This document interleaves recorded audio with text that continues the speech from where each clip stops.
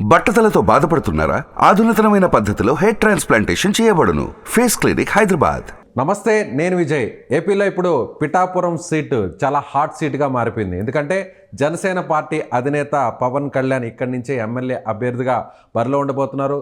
ఇటీవల పవన్ కళ్యాణ్ కూడా వ్యాఖ్యలు చేస్తూ తనను ఓడించడానికి ఒక్కొక్క ఓటుకు ఒక్కొక్క కుటుంబానికి ₹1,00,000 ఇవ్వడానికి ప్రత్యర్థి పార్టీ రెడీ అయిపోయిందని అంటున్నారు. అయితే ఇప్పుడు పిఠాపురం పంచాయతీ ఇరు పార్టీల్లో కూడా అలాగే కంటిన్యూ అవుతుంది. ముఖ్యంగా సిట్టింగ్ ఎమ్మెల్యేగా వైసీపీ తరపున గెలిచినటువంటి సిట్టింగ్ ఎమ్మెల్యేగా ఉన్నటువంటి దొరబాబు ఇప్పుడు ఇటీవల కొద్దిసేపటి కిందటే సీఎం జగన్మోహన్ రెడ్డిని ఆయన పిలిపించి ఆయన్ను సర్దుబాటు చేసేటువంటి ప్రయత్నం చేస్తున్నారు. అయితే అసంతృప్తి వాదులుగా ఉన్నటువంటి వీరందరూ కూడా తిరిగి పార్టీ విజయం కోసం పనిచేస్తారా? అలాగే తెలుగుదేశం పార్టీకి సంబంధించినటువంటి నాయకుడిగా ఉన్నటువంటి వర్మ కూడా ఆయన తన నిరసన గళాన్ని వినిపిస్తూనే ఉన్నారు. అయితే ఇప్పుడు పిఠాపురం పంచాయతీ ఏ విధంగా కొనసాగబోతుంది, ఈ పంచాయతీకి అన్ని పార్టీలు కూడా ఏ విధంగా ఫుల్ స్టాప్ పెట్టబోతున్నారు, జనసేన పార్టీ అధినేత పవన్ కళ్యాణ్ విజయ అవకాశాలు ఇక్కడ ఎలా ఉండబోతున్నాయి, దీనిపై విశ్లేషణ చేయడానికి మనతో పాటు Suman TV news chief editor Keshav ఉన్నారు. నమస్తే కేశవ్ గారు. నమస్తే. సో పిఠాపురం పంచాయతీ అన్ని పార్టీలు కూడా కొనసాగుతుంది అనుకోవచ్చా?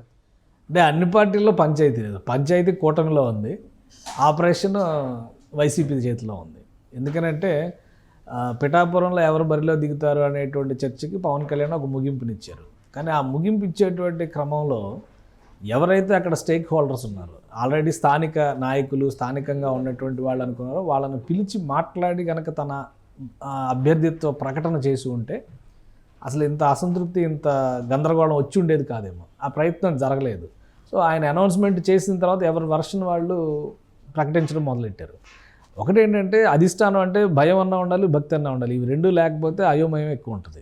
ఇప్పుడు జగన్మోహన్ రెడ్డి గారు అంటే ఒక భయమో భక్తో ఉండబట్టే సిట్టింగ్ ఎమ్మెల్యేగా ఉన్న పెండేం దొరబాబు నీకు టికెట్ లేదు అని చెప్పిన వెంటనే ఒక అసంతృప్తి మాట్లాడారు. తర్వాత పిలిచి మాట్లాడిన తర్వాత కొంత సైలెంట్ అయ్యారు.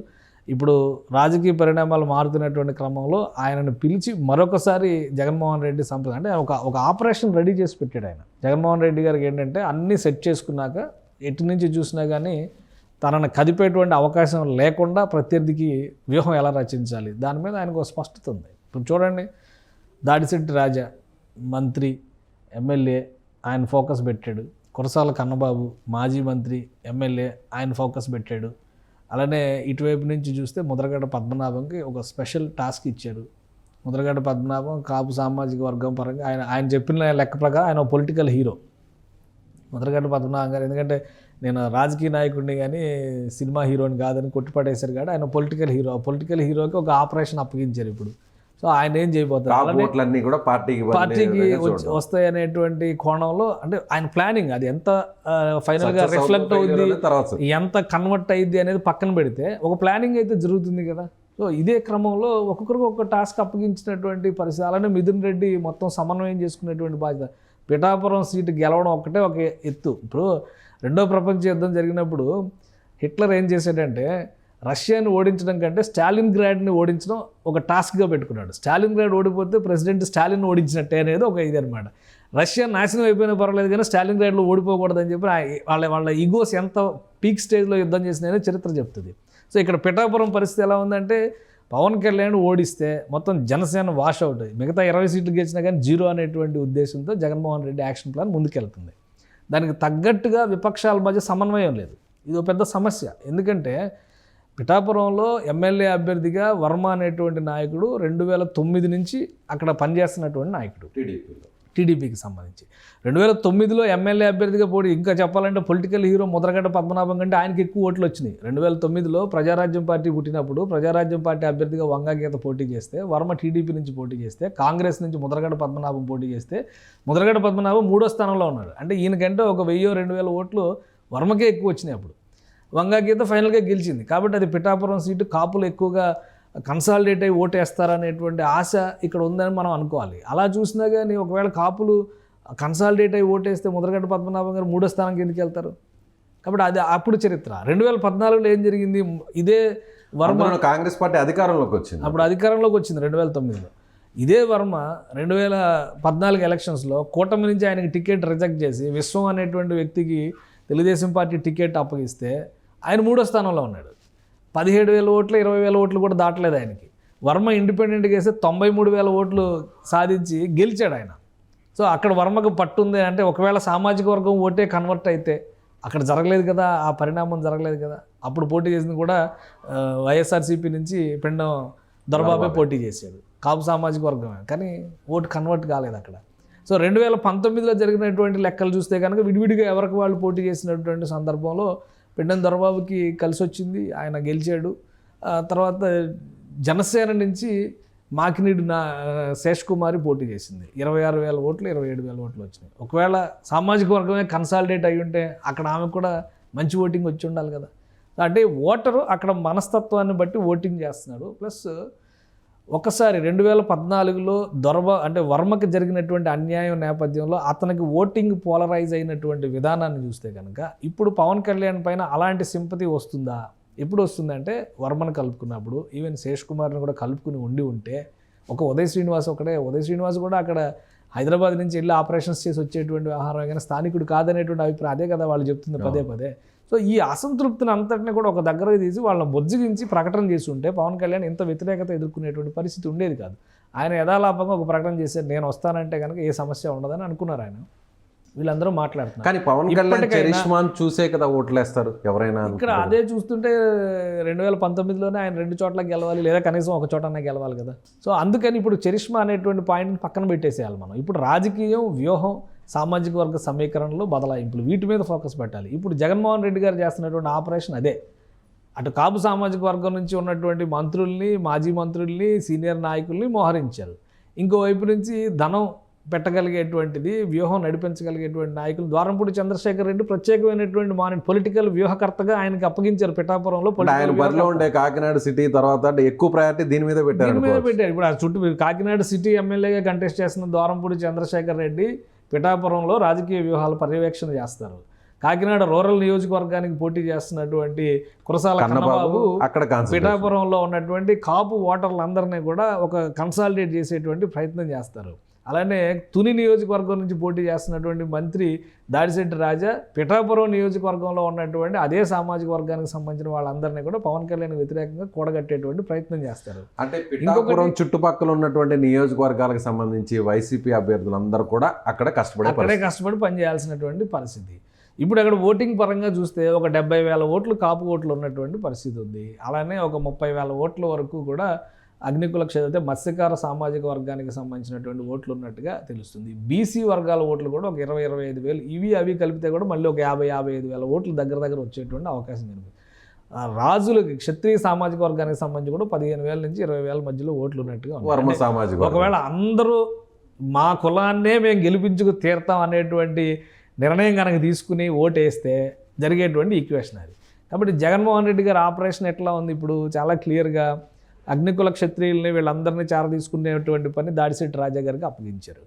కురసాల కన్నబాబు గారికి ఏమో మొత్తం కాపులందరినీ కన్సాలిడేట్ చేసుకునే పని, ఆర్థికంగా కానీ, అవసరాలు కానీ, ఇన్ఫ్రాస్ట్రక్చర్ క్రియేషన్ కానీ ఇవన్నీ చూసే బాధ్యతను ద్వారంపూడి చంద్రశేఖర్ రెడ్డి గారికి అప్పగించారు.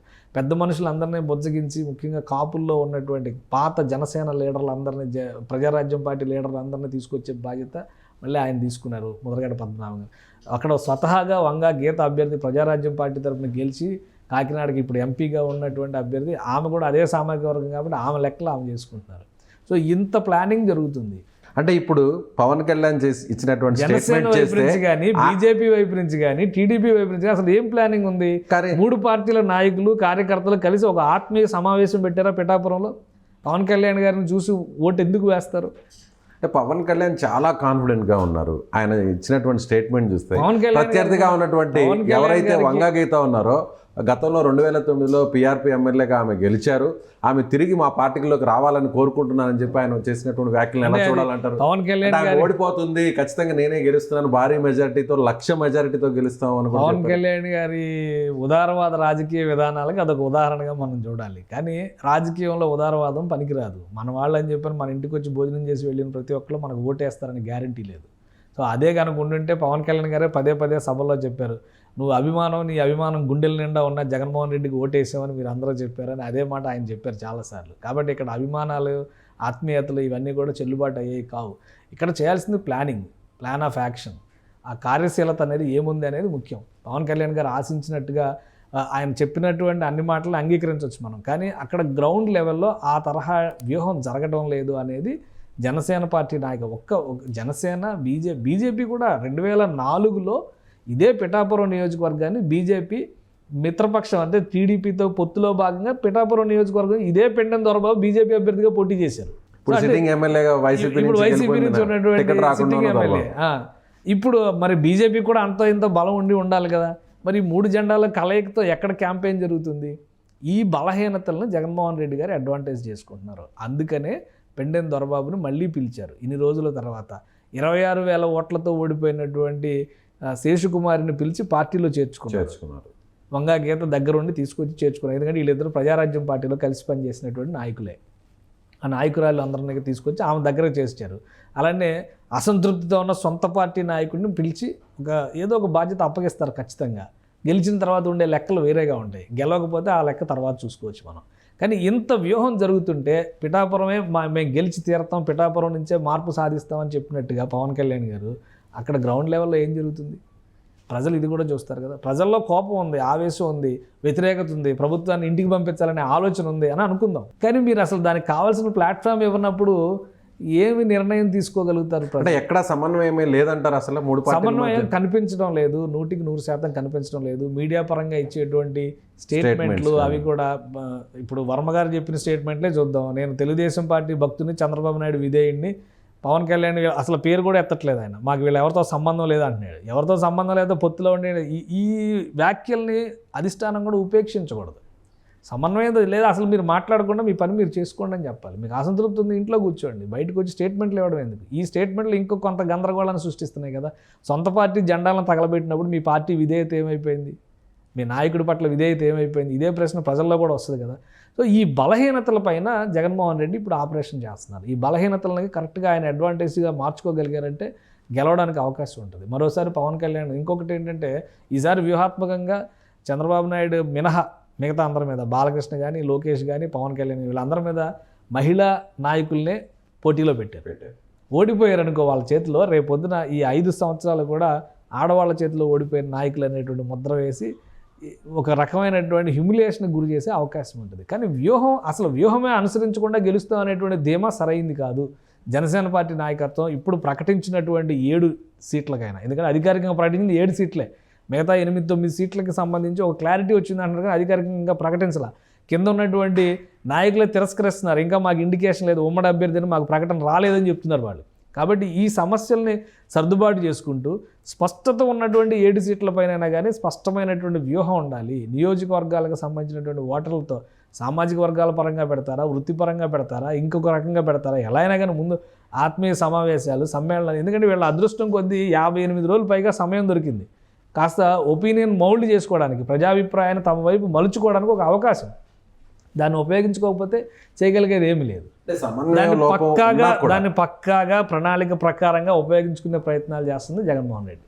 సో సమన్వయ లోపం ఉన్నట్టు మీరు చెప్పినట్టుగా కూడా చూస్తే, కానీ అక్కడ బరిలో ఉండేది పవన్ కళ్యాణ్, జనసేన పార్టీ అధినేత పవన్ కళ్యాణ్. అంటే అన్ని లెక్కలు చూసుకొని, అన్ని ఫీడ్బ్యాక్ తీసుకొని, సర్వేలన్నీ కూడా విశ్లేషించుకొని ఇప్పుడు ఆయన అక్కడ ఆ స్థానాన్ని ఎంచుకున్నారు. పవన్ కళ్యాణ్ అంటే గెలుపు నల్లేరు మీద నడక అని భావించే కదా అక్కడికి. పవన్ కళ్యాణ్ గారు ఆయన పని చేయడం అనేది ఇక్కడ ఈ ఎలక్షన్స్లో చాలా ముఖ్యం.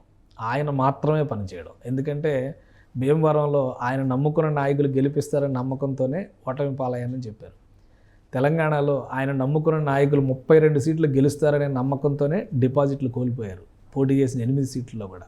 2019లో ఆయన నమ్ముకున్న నాయకులు ఖచ్చితంగా గెలిచి తీరుతాం అంటేనే ఒక పొత్తు పెట్టుకొని ముందుకెళ్ళేటువంటి ప్రయత్నం చేసి విఫలమయ్యారు. సో ఇప్పుడు ఆయన నా వ్యూహంతో నేను నడుస్తాను అంటున్నారు కాబట్టి ఆయన వ్యూహానికి తగ్గట్టుగా కార్యాచరణ ఉండాలి అని చెప్తున్నారు.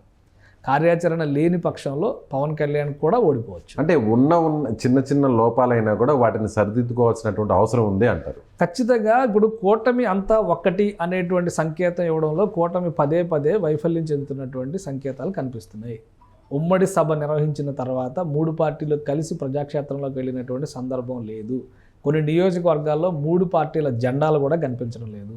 కనీసం ముఖస్థుతి కోసం కూడా మేమంతా ఒకటిగా పోటీ చేస్తున్నాం అనేటువంటి మాట చెప్పడం లేదు. కూటమిలో ఉంటూనే కొట్లాడుకునేటువంటి రాజకీయం నడుస్తుంది. దీనివల్ల కూటమికి చేటు, పవన్ కళ్యాణ్కి కూడా చేటు. Right sir.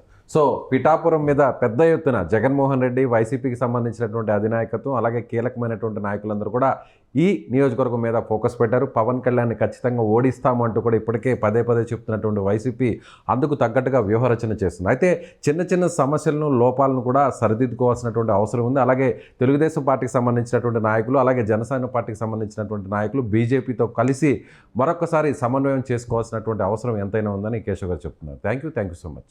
సుమన్ టీవీలో మీ పర్సనల్ అండ్ బిజినెస్ ప్రమోషన్స్ కోసం కింది నెంబర్కి కాంటాక్ట్ చేయండి.